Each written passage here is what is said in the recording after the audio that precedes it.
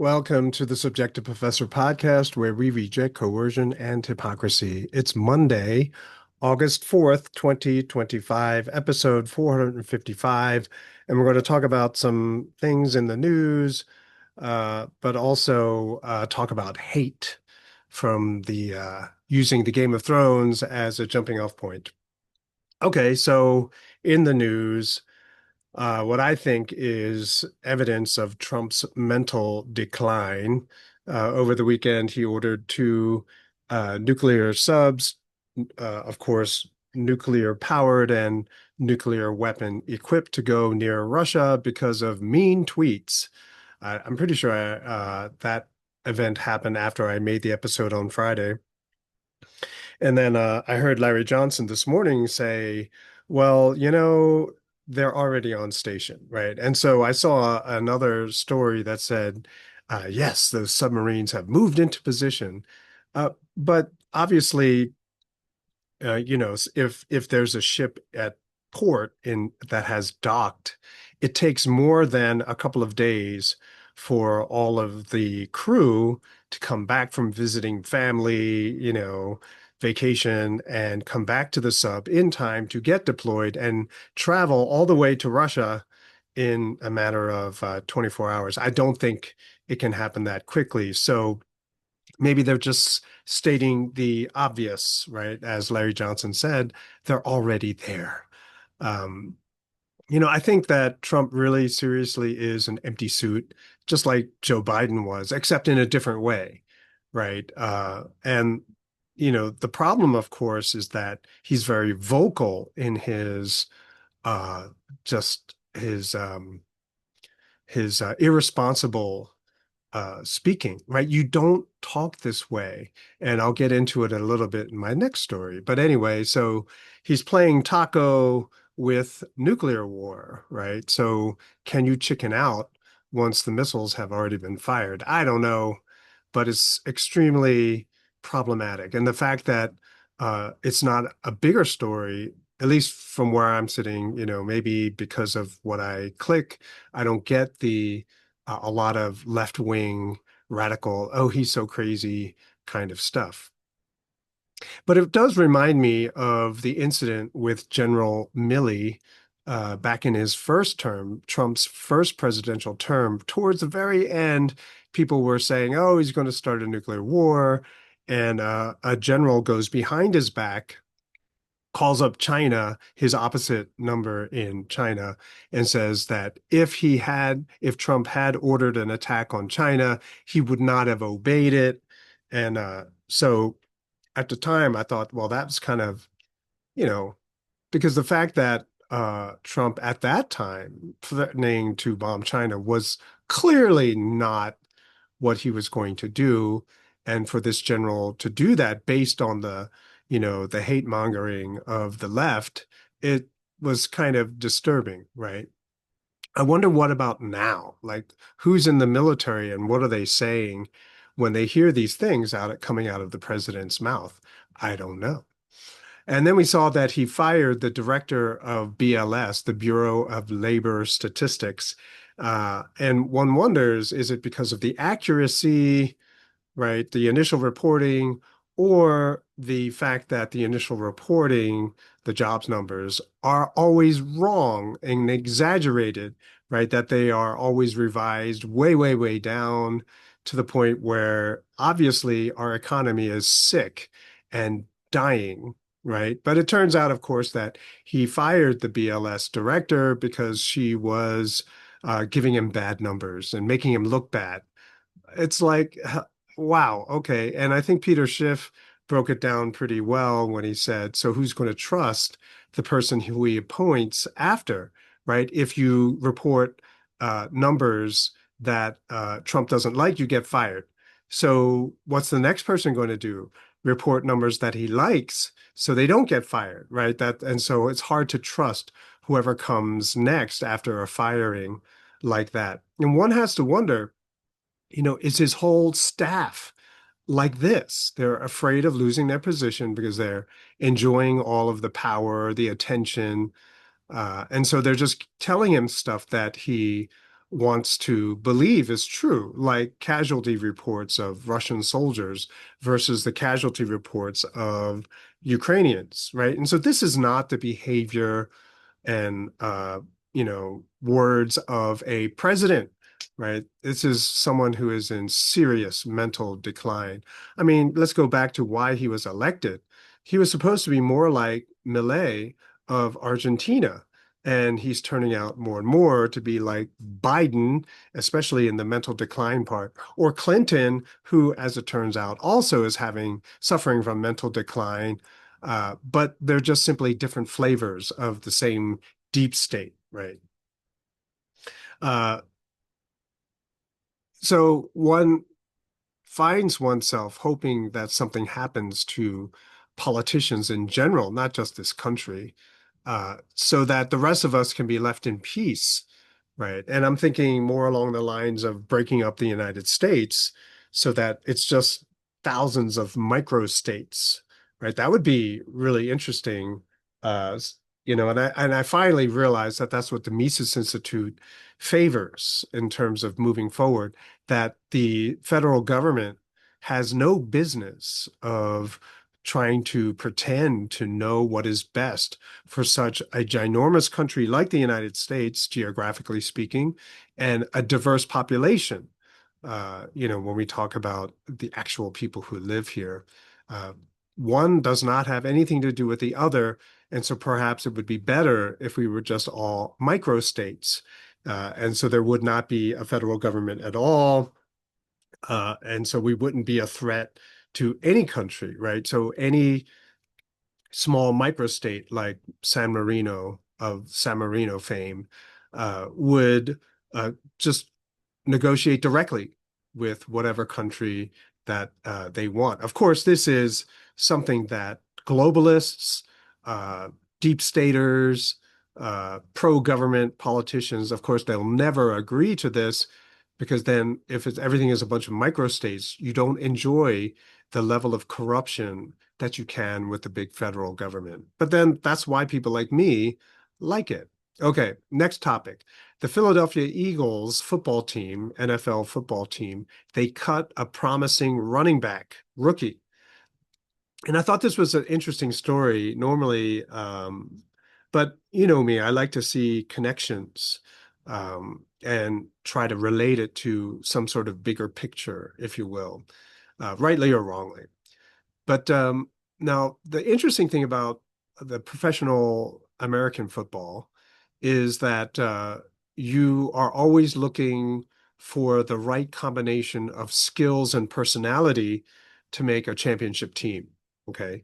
And so the person that they cut, right, that means they got kicked off the team, was a rookie first year professional player that had a really promising career. In his last college season, he was a running back. He's the guy that carries the ball, and he rushed for over 1,000 yards. I think it was like 1,400 yards, and scored what, like 14 touchdowns or something like that, which is a very desirable set of statistics and might be indication of a lot of potential for the professional level. And at that level where you're spending millions of dollars on salaries, advertising, potential of winning a championship, okay, millions and millions of dollars, competition is fierce. And so how you racialize each of your player becomes extremely, extremely important. And remember what I said, judging people by their race is not a big deal. We do this all of the time. Most people only think in terms of color, but obviously the way we can racialize people is infinite. And so the kinds of racializations that are important for this professional football team would be things like skill and discipline. And in this situation, discipline, that is submission to the rules of the team, were paramount. That was the priority. And so for the Philadelphia Eagles, who won the Super Bowl last year, they try to foster a culture, their words, not mine, a culture of winning. versus a culture of egos, right? And so for a long time, the Eagles had a culture of egos. A lot of professional teams had a culture of egos, right? Like, oh, I'm the best, I'm the one that carries the team, that kind of thing. But in the locker room, they want to foster a culture of winning that is sort of centered on the team as a team. And what happened was one of that rookie that they let go, that they kicked off the team, had broken the rules of the team, snuck out when he should have been sleeping, right? He snuck out and went to a birthday party. All right, so here's the thing. Maybe for most people, you see it as a family situation, right? Your parents said you're not allowed to go out, right? And so you're supposed to be in bed by a certain time so that you can be ready bright and early the next day to put in the work, right? And so this guy, who's a rookie, snuck out, broke the rules to go to a party. Immediately, he was kicked off. In the middle of the night, he was kicked off when it was found out that he had snuck out. And I thought that was really interesting, right? That they would do that.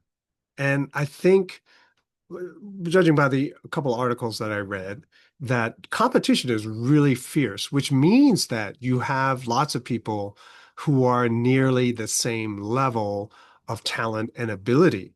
And so it's the little things that create separation and difference between one player and another. So all things being equal, skill, talent, age, right, future, all of these things are kind of equal, then, oh, but this one doesn't obey the rules. This one is a discipline problem, kicked off the team, right? And I'm sure because I saw another story where a couple rookies showed up late for practice and they got totally yelled at, right? They were sort of embarrassed in the locker room for doing that. So they know that there's a that the team is stickler. The culture there is about following the rules. And that can be pretty oppressive for some people who like to buck the system or like to be freewheeling. And so you have to commit to it. And if you're not, then you're let go. So I can kind of see how the culture, and I'm using that word on purpose, the culture promotes certain traits. They value certain traits. Certain traits are rewarded and they're perpetuated. And one has to wonder how long could this go? And basically, as long as they're winning, the leadership doesn't change, but change is always inevitable, right? And so uh, it helps that a lot of the dominant players, the stars, the real stars of the team, are naturally that way too. From what I've heard and what I've seen, is that a lot of the star players are are really good people, right? And it's not fake. I mean, that really is the way they are. And that attitude has infected in a very positive way the rest of the team, where in the off season, a lot of players are looking for the biggest paycheck, right? Especially free agents, people who become too expensive because of all the salary caps, right? So you saw over the break a lot of players accepting a lower contract just so they can continue to play for this team, right? And so there is a very strong culture, attitude there, which is pretty cool when you think about it, right? It's sort of what movies are made of, right? But you rarely see it in the real world. Now, what does this have to do? I don't, you may not care about professional football. Well, but imagine a society like this where the culture influences behavior of the citizens. Now, obviously, I'm not talking about curfews and whatnot. I'm not talking about that, right? Because this is not a professional football team where winning is decided in a very, very particular, a predictable kind of way. I'm talking about where uh, people are allowed, right, in this culture, in our society, people are allowed to discriminate uh, at their discretion, right? So if I want to discriminate based on creativity, then I should be allowed to do that. If I want to discriminate based on family relation, I should be able to do that. If I want to discriminate based on honesty, work ethic, whatever, I should be allowed to do that. And if we discriminate in favor of the characteristics which we think will ensure success, well, then everyone gets what they want. And then each of us then has to live with the consequences of the choices, AKA the discrimination that we have exercised, right? Should I buy the more expensive product or the lesser expensive product, right? And over time, you can see how that affects your budget, how it might affect your health, right? All of these other things. And so you need this kind of freedom for people to make choices in the way that they think best to see what is actually the best, the most effective, the most positive, the most beneficial choices that are available. And then everyone else makes their adjustment. Or it becomes fuel for even more creativity. But what we have now, our American culture has been trashed by academicians or scholars who foster a culture of self-destruction, right? Because that pretty much is what Marxism is, self-destruction, right? What do you call it? Parasites on a prosperous society, right? And they always say that, right? Marxism works best when it is introduced into a prosperous society. Yeah, you're a bunch of leeches, right? You're a bunch of, blood-sucking, opportunists who want to steal and rob all of the good work that was done before. So, and I taught among them for a very long time. A lot of these guys are professors who can't even run their own lives, have a very hard time dealing with things in their own life, and it is what it is. But for them to presume or make the assumption that they are now qualified or better at living life than any of the students that they teach, it's pretty crazy, right? So you have all of these incompetent, right, people who struggle with life itself, right, now teaching their students how to discriminate politically, that is, discriminate in the way that they do, so they can end up just as miserable as them. Yeah, you're not going to have good results in culture, right? In society, your culture is going to be trash as well. Finally, I want to talk about Game of Thrones, and I'm not going to try to do any spoilers. I really don't like spoilers, so I'm going to try to do that. And if you know the show, if you've seen it, then you'll recognize immediately what I'm saying. If you have never seen the show, but you might, that's why I'm not going to give spoilers. And if you're too young, right, because there's a lot of nudity, brutality, and sex, and sometimes all at the same time, if you know what I mean. HBO is notorious for that. So, but basically, just wanted to talk about something that I saw last night. So, as I said, I'm going through Game of Thrones again with my wife, just the two of us, right? And it can get really dark sometimes, and ooh, can really mess you up if your head's not screwed on right. But last night we saw season 5, episode 5, and here there was the episode, part of the episode was about two warring factions, right, who've been at war with each other for at least 1,000 years, probably multiple thousands of years. Uh, and so they hate each other, right? They hate each other. They've been at war with each other. They've been killing each other for a very, very long time.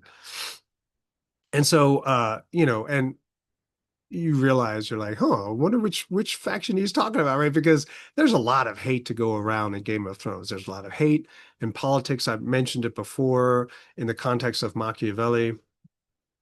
So the first time you watch it, right, the whole series, there's a lot to take in, right? And you got to get used to what the style of everything, and it's hard sometimes. Okay. Anyway, so the second time around, we're watching it, we're going through it, we're picking up on a lot of subtle details, like, for example, the dynamics and purpose and use of marriage. And I'm going to do a marriage episode one of these days. I have it, on one of the possible topics. But anyway, in this episode, there was a proposal to make peace between two hated groups, not through marriage, okay, but two hated groups. Their hate goes back thousands of years, at least 1,000 years, probably more. And even recently, there were brutal killings, okay? And the survivors are there on both sides. And that's the thing. It goes both ways. Both sides have suffered. And it seems that, especially if you're in it, it seems that only one side is guilty. Only the one side is really, really evil. But when you consider everyone's subjectivity, you realize that the killing and the guilt is pretty much equal on both sides. Okay. It's sort of like watching a war movie, a contemporary war movie. If you've only heard it from one side, then obviously the enemy is inhuman. They deserve all the suffering that they get. But then when you pull back a little bit, you realize that no, no, no, they're suffering on all sides. And I've talked about this before, but usually when it comes to war, the only people who benefit are the politicians, right? They never go fight, right? And they get rich. All right. So I don't think uh, that the writers of the show were only thinking of the Middle East when they wrote this. Obviously, it was at least 10 years ago, right? So they weren't thinking about them. I think you can relate it to pretty much any conflict between two groups of people who hate each other. So you can apply it today as after the fact, as after the Game of Thrones ended. But you can relate it to Ukraine, people who hate each other for hundreds and hundreds of years. Even in the Middle East, between Israel and everybody else back in there, which probably goes back thousands of years. So, but at some point, the hatchet must be buried, a Native American reference there, right? When you pull the hatchet out, it's got to get bloodied, right? It's got to get colored red, and then you can bury it, right? Because the hostilities are over. But at some point, the hatchet's got to be buried, right? The fighting must stop. Always the question is how? Like, how do you bring that about? How does the fighting stop? And I think when people begin to realize that all of the events today are the result of events which preceded it, then people begin to think, right? Uh, and you begin to realize that everyone is driven by their own subjectivity. What might be helpful is the fact that it's coming out now that October 7th in Gaza, October 7th, the Israeli defenses were ordered to stand down and not respond to what Hamas was doing in Israel. That should make people begin to see who the true enemies of the people are. And it's always going to be someone in government, right? Which brings me to the next topic too, right? So do you just walk away and that's it? No, no. There are two forms of justice, broadly speaking, restitution and retribution. Okay, and I have an episode on these on just this very topic, and so you can check that out for more detail. So restitution is okay, the killing is going to stop. How do we make people whole, right? Just to move forward. Retribution is continual killing and revenge for justice. Okay. And it's hard to let go, right? If you had someone who's close to you die as a result, it is very hard to let go. And I think actually partly for this reason that a lot of people who should know better, that they've been lied to for the last at least 20 years, they can't come to terms with it. They can't acknowledge it because then all of the things that they have used to comfort themselves, that all goes away, and they can't handle that, right? And they cannot let go because now they have to confront reality in a way that was different from how they comforted themselves for the last couple of decades, right? Also, I think that people are unwilling to entertain restitution, right? A different way of finding justice without a lot of killing. People have a hard time letting go because most people believe or see themselves as winning, right? They're going to win, which is why should they stop, right? Why should they stop the hate? We're going to win. We're the winners. All right. And it's sort of like communist activists who can't imagine starving to death. uh, you know, and instead they're going to be one part of the establishment that gets to eat all the time, right? Communist activists, that's what how they always see themselves. Oh, I'm going to be one of the ones eating. The rest of you guys are going to be starving, but hey, we'll all be equal, right? It's kind of weird. Anyway, and this is where we are, right? Too many people in our society today, we justify our actions, right? Driven by hate and animosity and ill feeling. But where's the justice? Where's the return to peace? What is the road to peace? Where's the forsaking of all this garbage, inflation fueled nightmare that we're seeing, right? When can we get back and how can we get back to being free, where liars and fakers are punished and truth tellers and honest hard workers who mind their own business are rewarded? How are we going to do that? Right. And we'll never get there if we're still in the mindset of retribution, that is revenge, killing, right? Giving people back what they gave us, which is death and destruction. Yeah, we're not going to get it if this is how we're thinking, right? So all we can do is keep on doing what we think is right and testify, show others what we're doing to get people to ask us to start the dialogue. Like, so why are you doing that? Make it make sense to me. Uh, I've always done this. I pretty much oriented everything I did for the university to get people to ask. So I can say, well, you're the one who asked. So here's the answer, right? So even if you don't advertise, you don't have to virtue signal, right? You just do what you do and you do it well. And you see the success that and the benefit that comes from what you're doing. People notice. And the people who want to know, who want to imitate, they ask. Okay.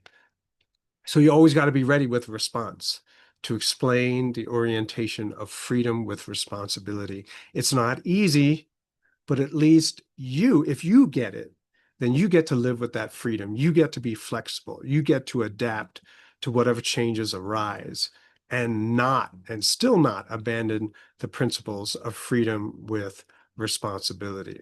Right. And that's just going to how it'll have to be. So went from the culture of insanity of Trump to the culture of winning with the Eagles, and then, looking at the hate that's in the Game of Thrones and trying to figure out how to dig our way ourselves out of all this hate to once again have a positive, beneficial culture instead of this self-destructive, self-hating, burn everything down kind of mentality that too many people on the left and the hard right uh, are sort of preaching. That's it for today. I will talk to you next time.